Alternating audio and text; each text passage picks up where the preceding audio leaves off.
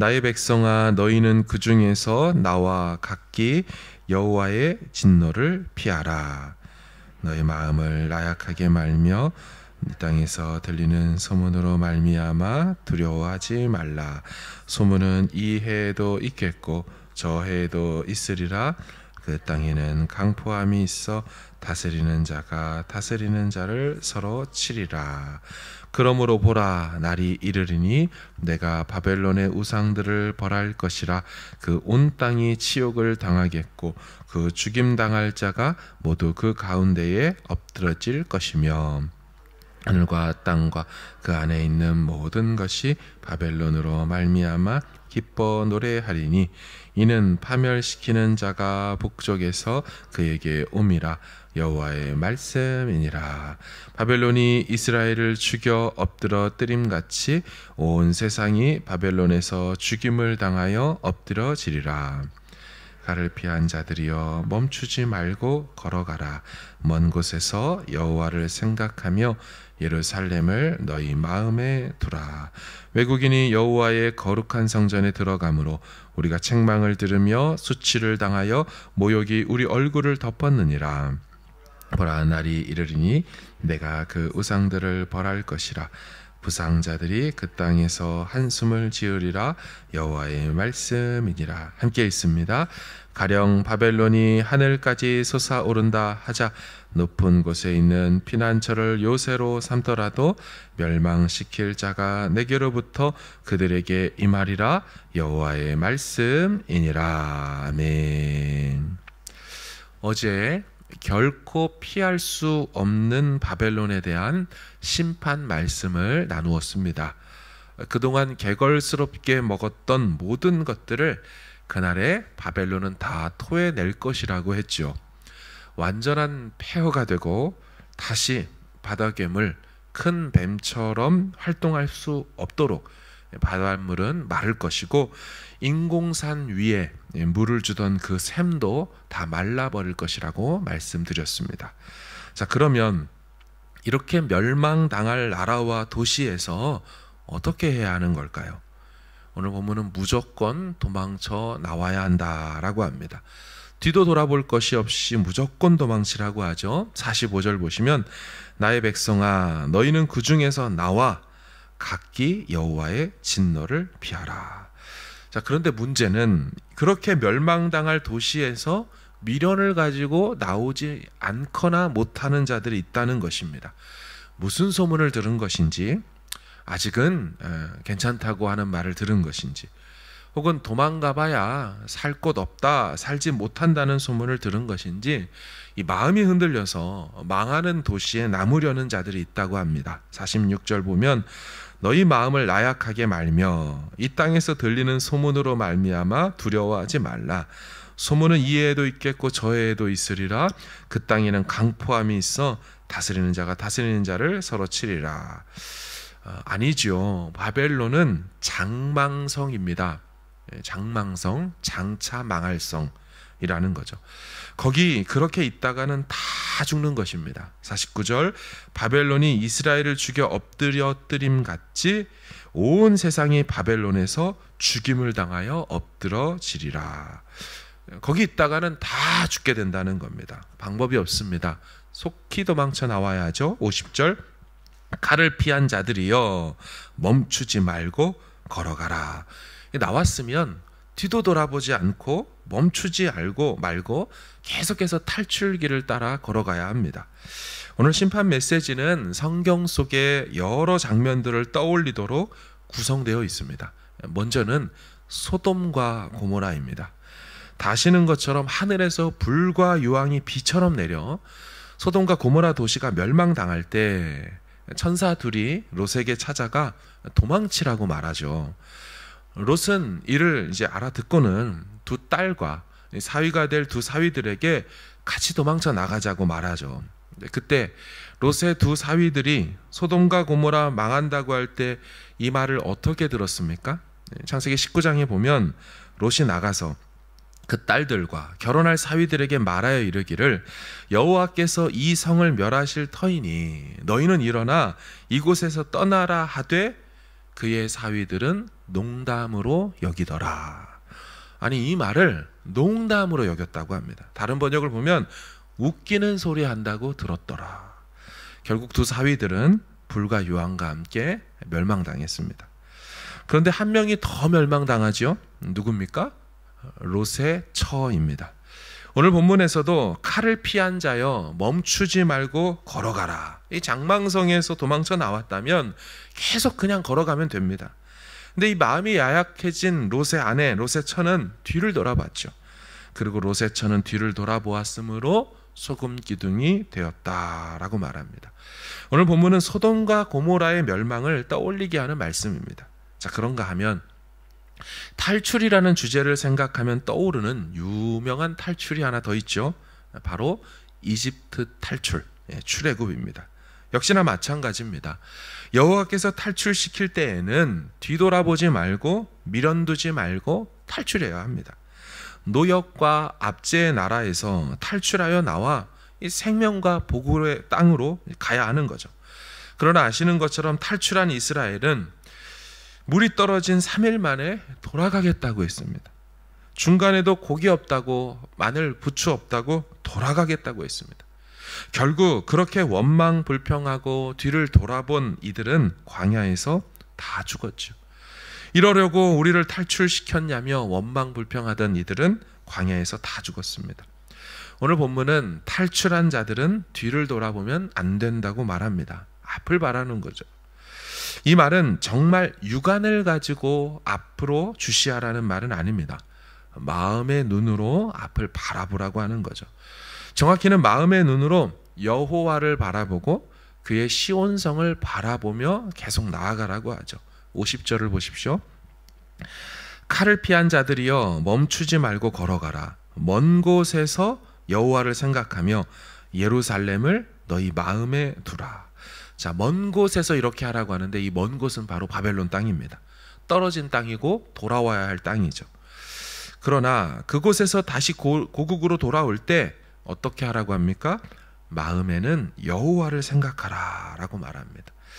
그간 정들었던 바벨론이 아니고 죄의 결과로 살아야만 했고 유배당해야만 했던 그 땅에 마음 두지 말고 원래 너희의 고향, 고국, 이 본향은 이 예루살렘을 마음에 두며 그곳을 향하여 계속 걸어가라는 거죠. 맞습니다. 이집트를 탈출한 이스라엘은 이 약속의 땅, 이 주신다는 땅, 가나안 땅을 마음에 두고 광야길을 걸어야 했습니다. 이전에 이집트 땅을 마음에 두거나 뒤를 돌아보는 것은 영적인 퇴보이고요, 영적으로 미련한 행동입니다. 우리도 광야 같은 이 세상을 걸으면서 이 같은 마음으로 걸어야 하는 것입니다. 여호와를 마음에 두고 저 하늘 예루살렘을 마음에 두며 걸어야 하는 것이죠. 출애굽 백성들은 다시 노예 생활로 돌아갈 수 없습니다. 영적으로 출애굽한 우리들도 다시 죄의 노예가 될 수 없습니다. 노역과 압제에서 벗어났다면 다시 그 생활을 그리워해서도 안 되고 돌아가서도 안 되죠. 죄와 사망에서 벗어났다면 다시 옛자로 돌아가서도 안 되고 죄 권세 아래 무릎 꿇어도 안 되는 것입니다. 우리를 자유케 하신 분을 바라보며 그분을 마음에 두고 그분과 영원히 함께 할 본향을 마음에 품으며 계속해서 그 길을 걸어가야 하는 것입니다. 어쩌면 이스라엘은 두려웠는지 모릅니다. 그들이 다시 돌아오면 어떡하지? 결국 잡혀서 그 생활로 돌아가게 되면 어떡하지? 출애굽한 뒤에 홍해 앞에서 길이 열리지 않을 때, 문제가 해결되지 않을 때, 이집트 군대가 도망친 너희 놈들 오늘 다 죽었다 하며 달려오는 것처럼 그렇게 잡혀 끌려가면 어떡하나 생각할 때가 있죠. 그러나 아닙니다. 하나님께서 이집트의 군대를 홍해까지 오도록 허용하신 것, 그것은 완전히 거기서 수장시켜 죽어서 다시는 쫓아오지 못하도록 하기 위함 때문이라는 거 알고 있습니다. 결국 이스라엘을 위험에 빠뜨리려고 이집트 군대가 오도록 허락하신 게 아니죠. 오히려 다시 쫓아오면 어떨까의 잠재적 위험과 두려움 속에 있는 그들 눈앞에서 똑똑히 보여주며 절대로 다시는 이집트가 너희의 상대가 되지 못할 것을 시청각 교육으로 보여주기 위해서 거기까지 오도록 한 것뿐입니다. 바벨론도 마찬가지입니다. 바벨론도 절대로 다시 살아서 이스라엘을 구속하지 못하도록 하실 거라고 말합니다. 하나님께서는 절대로 그들을 소생하지 못하도록 하신다고 합니다. 설령 이 바벨론이라는 나라가 하늘 끝까지 올라가 거기에 숨어서 기회를 보는 시간들을 마련한다 해도 그 하늘 끝 그 자리가 바벨론의 무덤이 될 것이라고 말씀합니다. 53절을 보십시오. 가령 만약이죠. 바벨론이 하늘까지 솟아오른다 하자 높은 곳에 있는 피난처를 요새로 삼더라도 멸망시킬 자가 내게로부터 그들에게 임하리라. 하나님으로부터 멸망시키는 자가 또 나와서 그들을 그 하늘 끝 그들 생각의 피난처에서 죽게 만들게 하겠다라고 말합니다. 하나님으로부터 나온 자들, 멸망시키는 자들, 바로 이 하나님의 천사, 천군 천사를 말합니다. 그 옛날 소돔과 고모라를 멸망시키러 왔던 천사나 지금 이 바벨론을 멸망시키는 것과 마찬가지입니다. 지금 무슨 말입니까? 이 바벨론이라는 나라가 하늘 꼭대기 요새에 가서 숨어 있을지라도 하나님은 천군 천사를 또 보내서 거기에서라도 다 죽여 없앨 것이라고 말합니다. 바벨론은 절대로 다시 소생할 수 없습니다. 이 세상에서도 발붙일 곳이 없고요. 저 하늘 끝에 갈지라도 하늘에도 발붙일 곳이 없다라고 말해요. 그럼 어디 있어야 되겠습니까? 아니 하늘도 못 있고 땅 위에도 못 있다면 딱 하나라면 고대의 세계관 속에서는 땅 아래밖에 없죠. 거기밖에 그들이 갈 곳이 없죠. 땅속 감옥, 그걸 우린 두 글자로 줄여서 지옥이라고 부릅니다.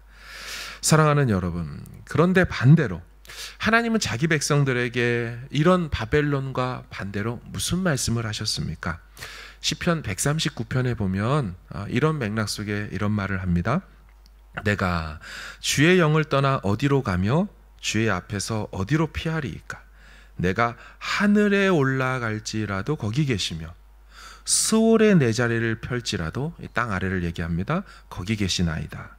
내가 새벽 날개를 치며 바다 끝에 가서 거주할지라도 거기서도 주의 손이 나를 인도하시며 주의 오른손이 나를 붙드시리이다. 아멘. 하나님의 철저한 임마누엘의 복을 말하고 있습니다.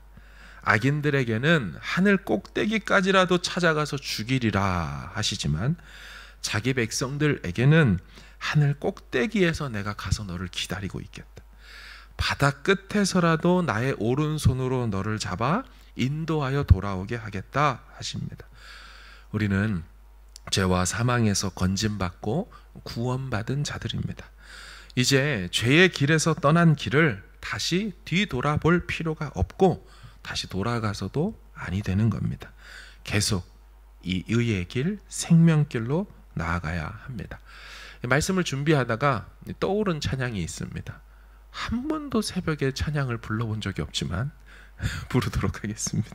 잘 모르실 텐데 나 어디 거할지라도, 나 어디 거할지라도, 한웅재 목사님의 곡이죠.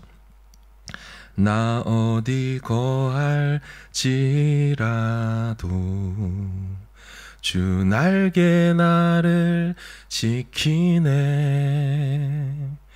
그 그늘 아래서 나 주님을 노래하네.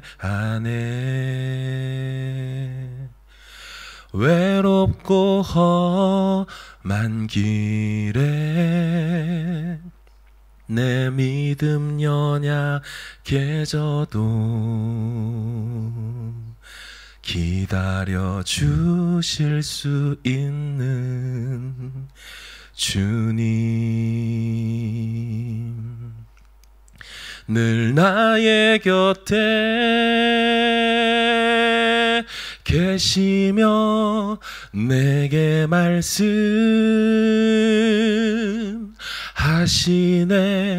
내가 너를 사랑한다.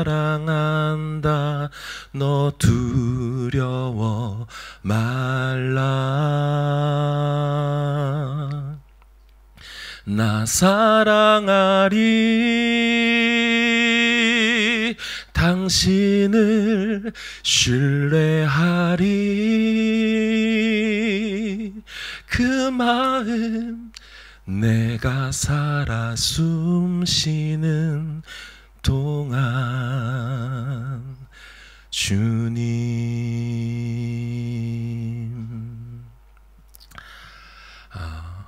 20대 초반에 어디로 가야 할지 모르던 청년 시절의 저에게, 또 그 시절의 우리 청년들에게 나 어디 거할지라도 거기서 나를 기다려 주시고 지켜주시겠다라는 이 찬양으로 얼마나 많은 위로를 얻었는지 모릅니다. 사랑하는 여러분, 악인에게는 하늘 꼭대기에서도 안전함이 없어요. 늘 불안하고 결국 망하게 될 것입니다.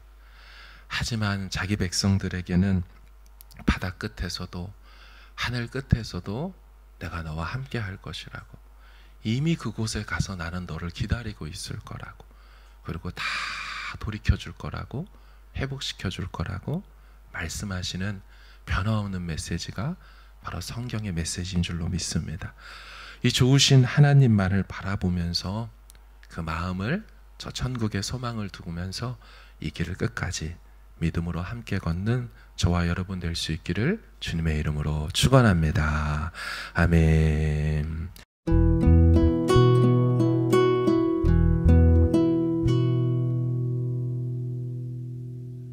나 어디 거할지라도 주 날개 나를 지키네. 그 그늘 아래서 나 주님을 노래하네.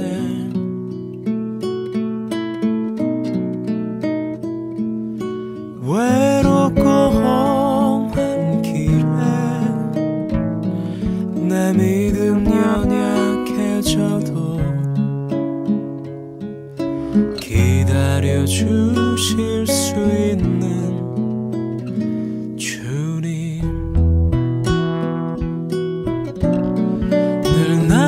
곁에 계시며 내게 말씀하시네. 내가 너를 사랑한다. 넌 두려워 말라. 나 사랑하리. 당신을 신뢰하리.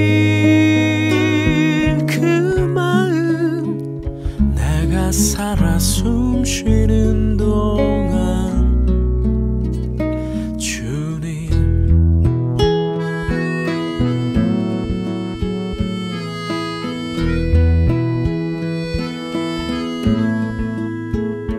나 어디 거할지라도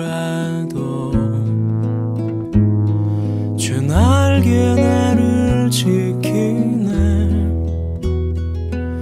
그 그늘 아래서 나 주님을 노래하네.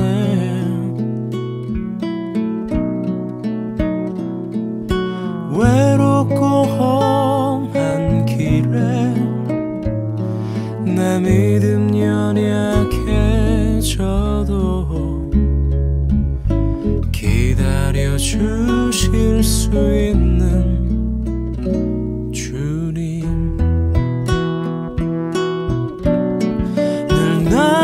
곁에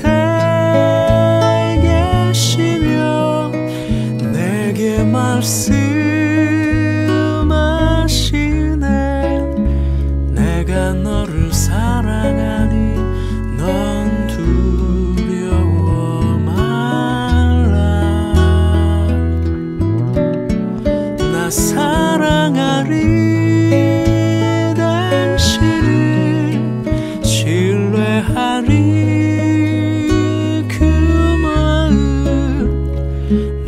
살아 숨 쉬는 동안 나 숨 쉬는 동안